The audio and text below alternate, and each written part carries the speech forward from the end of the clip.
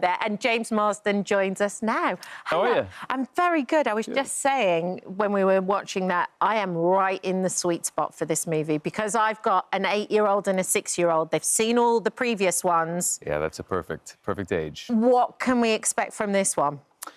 Well, I think the fun thing about these movies is that the beginning, the first film was sort of a buddy comedy, which was he and I, and then it sort of expanded into the second film. He's got new friends, and it keeps getting bigger. The budget gets bigger and more inflated. And this film is sort of like unleashed, high octane. We're in London, we're in Tokyo. There's many more hedgehog creatures running around. So it's just a lot more for the kids and for the family and everybody. Can you just explain, in case anybody hasn't seen it, James, how you fit in? Because you actually are yourself, essentially, but you're sort of Sonic's guardian? Yeah, I'm still trying to figure it out. Okay. Yes, Right. Father. The first film, it was more of like a road trip buddy comedy. We were like pals. And then it evolved into, I guess, Tom, the character I play, Tom, is more of a fatherly figure for him now. And we're sort of the grounding force because he's sort of, he's still a, kind of a petulant teenager who's running around getting himself into trouble, and we're sort of providing the guardrails for him. But yeah, there's still sort of spirit of playfulness between the two of them. But yeah, now we have Keanu Reeves coming on the third film, voicing Shadow. He's playing the baddie, right? Yeah, the very brooding, mysterious bad there's guy. a look of Keanu about Shadow as well, by the way. I mean, I don't know whether I'm thinking of Neo mixed in there as well, but... Yeah, I think there may have been a little Matrix nod there. Yeah. Good call. I like that. I didn't pick up on that till now. And Jim Carrey's in the movie as well. Yeah, Jim Carrey's in the movie twice. Yeah, he's playing two different characters in the film. Is he? So what are his characters? One's never enough with Jim. Yeah, it must be real fun on the set. Well, he's very subtle, so we can afford to have two Jim. Yeah, he's playing also his grandfather, Gerald Robotnik. Okay. Yeah. And that must be one of the most extraordinary things, because in a character, in a part like that for Jim Carrey, who we know can be so animated and so sort of physical in his characters. Yeah. It must be an absolute joy to watch him play it. Yeah, it's so much fun. I mean, it's funny because he's not really like an improv artist. He can do improvisational comedy, but he comes in with like sheet music. I mean, he comes in with like very detailed ideas about what he wants to do, and it just he's a perfectionist as well. So watching him work is always fascinating because he's a master, and he always finds new ways to kind of do his own thing that we've seen and that we love, but he sort of refreshes it and updates it. And yeah, he's just, he gives this movie, and all of these movies, a nice jolt of energy. Yeah, he's amazing. Is it difficult to film these movies, though, especially for you? Because there's so much CGI. I'm guessing there's green screen as well. Like, how do you do it, and how do you make it work? Yeah, it's a good question. I mean, because it is half, for the people who haven't seen it, it's half live action and half animated characters.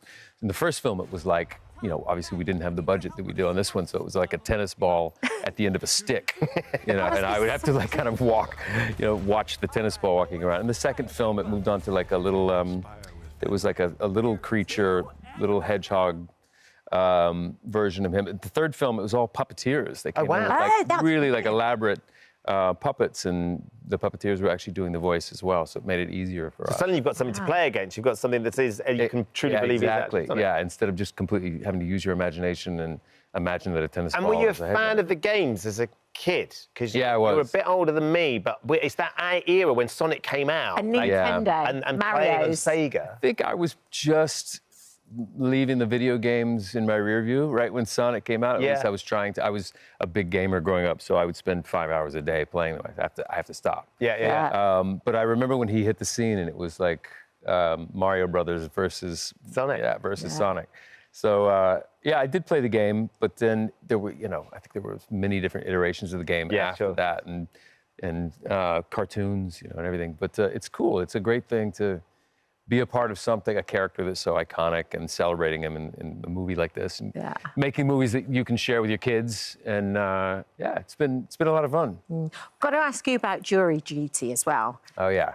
Because it's such a big idea. in terms of having a whole cast of people apart from one who doesn't. I mean, talking to Jim Carrey, The Truman Show was a great example. Like, that was a film that was all about Jim Carrey played a character, had no idea the whole constructed reality around it. You actually made a show that essentially was that, jury duty, with one person who didn't realise that everybody else was acting. Yeah, that was nuts.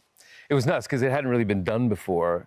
And so it was a bit of a high wire act, and can we even pull this off? Yes. And then beyond that, it was like, is this guy going to be okay after all of this? Protecting him. You know, Truman Show's a movie, and Jim's an actor, but this is a real human being out there who didn't really ask for this, but ultimately it was a celebration of his humanity, of his character, and he was a sport about the whole thing. But it didn't make me feel good when we were doing it. No. No, I liked making fun of myself and entitled Hollywood celebrity, but for him, he was such a pure human being, but it was perfect. It really worked out well. Didn't know it was going to.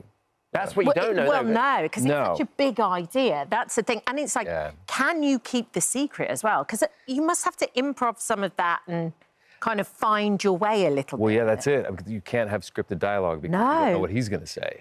So you have to sort of be on your toes. And I mean, there was scripted outlines of what would happen. Like James gets up and tries to get out of jury duty because he's a celebrity, you know? And then we just sort of say what we want. But yeah, I think the challenge was, you know, we have to make this there has to be comedy there, but we have to make it as realistic as possible so that he doesn't think he's on some show. And anytime he started to get a little suspicious, there were like 2 specific times, then the director said, tomorrow, just pull it all back. We are having boring court day. So no comedy beats, push nothing. And to the point where he would say, well, this can't be a show because this is the most boring day of my life. Oh, really? Okay. Yeah. So that was sort of But then you all had to go through that as well. You all had to sit there and pretend, and knowing it's not, none of this is real, you just got to get through this to No, and I would sit there ruminating whether or not this thing is going to even be seen by anybody. Wow. It's like, is my career over with? I'm just gonna sit here. Wow. But it turned out really well. I'm very proud of it. And he and I still keep in touch, too. So it's amazing. Yeah, he's loving it. I've got to ask you about The Notebook as well. Sure. Because it was literally, it was like my growing up kind of movie. And I can still watch it now and immediately... Still resonates, doesn't it, with a new audience? You cry, you're happy, you're sad. It's just like the whole thing. But the response to your character is now slightly different. I've been reading that people are like, no, she should have ended up with you. I'm being told that quite a bit now. You're rising like the phoenix out of the ashes. Yeah, it all worked. Yeah. My plan worked. Like the long game. No, I think that was really just society changing a bit. Like, you know, now looking back on it, they all view their relationship as toxic. Yeah. Right? And I was the nice guy or whatever, but whatever. I mean, the movie works on so many different levels. It was just amazing that it's become this kind of classic. Yeah. Nobody thought we were making a classic. No. Making it, but it's amazing what time does. Yeah. We understand, James, that you're quite the impressionist as well.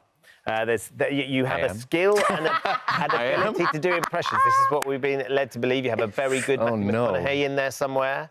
Oh, yeah, I think I did a McConaughey back in the day when, And it's not just the all right.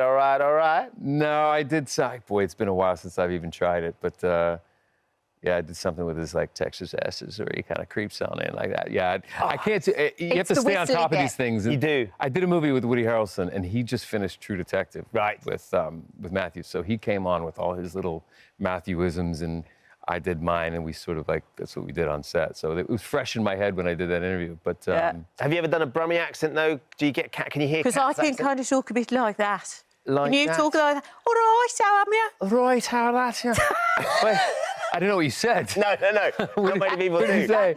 All right, Bab. I'm better at parroting it. Yeah, I can say it back maybe. Similarly, but if you have the expectations of go, give us your best. Hard. Like, I'll always fail. A nice kipper tie. Yeah. You want a nice kipper tie? Yeah, nice kipper tie. Kipper tie? What is that? Tie? A cup of tea. Like a cup of tea. Kipper tie. You want a kipper tie? Where's that from? A kipper tie? That's the Midlands, that sort of Brummie. Yeah. Oh, wow. A kipper tie. Yeah. He's looking at me very, very Would you like a right nice now. kipper tie? Nice kipper tie. Yeah. That'd be nice. You're good. You're Kipper good. tie. I can't wait to say that to everybody in them. What Yeah, are you saying? what are you If you go anywhere near the Midlands, they'll all... Yeah, well, I'm here for a good week, so I'll see if I amazing. can fine-tune some some of it. Excellent. Enjoy your time here. Thank you so Yeah, much it's for good coming on to the show. chat with you Nice guys. to chat.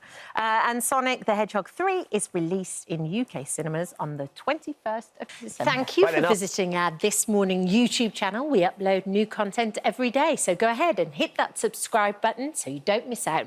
And we'll see you in the morning.